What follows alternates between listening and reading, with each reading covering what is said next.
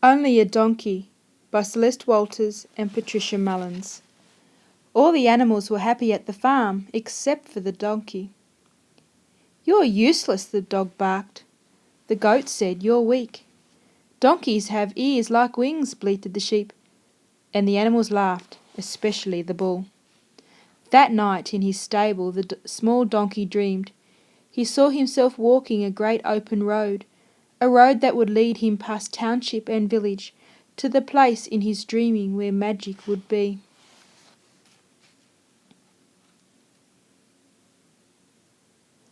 As soon as the sun rose, the donkey set out. "Donkey, where are you going?" the animals cried. "To look for the magic," the donkey replied. "Wait for us," neighed the horse. "We must go with him too.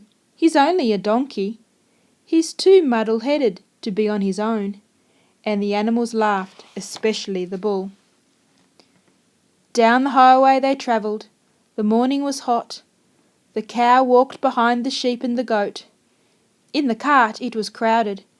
The dog bit the cat. The cat scratched the rooster. "I'm pregnant," she spat, "and you pecked at my tail." "We're thirsty, we're tired," the animals whined. "Cow, give us some milk." But the brown cow replied, "My milk's for my calf." She kicked up the dirt.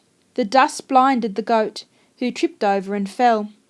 "It's hard to see the magic here," grumbled the bull. Past township and village the animals went. Throughout the long morning the horse dragged the cart. The cat hissed, "Go faster!" as black feathers flew, because of a bone that the rooster had found. "There's no magic anywhere," snorted the bull. At last they arrived at a wide city street with shops and tall buildings where buses rolled by. They came to a park and they crossed on the grass. The donkey said, "This is the place in my dream." "But where is the magic?" the animals cried. "There's only a statue that's sitting on stone." They yelled and they growled and they stamped and they spat. "Let's go," moaned the goat. "It's too hot standing here." They went to stomp off, but the donkey said, "Wait." The animals turned. In silence they listened. In silence they heard a voice from the statue. The bronze donkey spoke. "I was a donkey who served in a war that was fought long ago in a place far away, and many young soldiers who fell would have died except for one man who just followed his heart. At the sound of his voice I was willingly led, with his hand on my halter, sure-footed I trod. Day and night, back and forth, through smoke and through gunfire, we carried the injured and dying to safety. Day and night, back and forth, on that rough track in April, together we saved over 300 men. They said we are heroes. We're seen on medallions as symbols of sacrifice, courage and strength. He was all of these things, yet he gave me his trust, and I was only a donkey." The animals stood with their heads bending low. In silence they moved off. The goat limped behind. "Take my place in the cart," said the dog. "I will walk." "I think I see magic," reflected the bull. At the side of the road was a small water trough. "Let the old horse drink too," said the cat to the duck. "He has pulled us all day, and there's sweat on his flank." "I think I see magic again," said the bull. Up the highway they went, in the dust and the heat.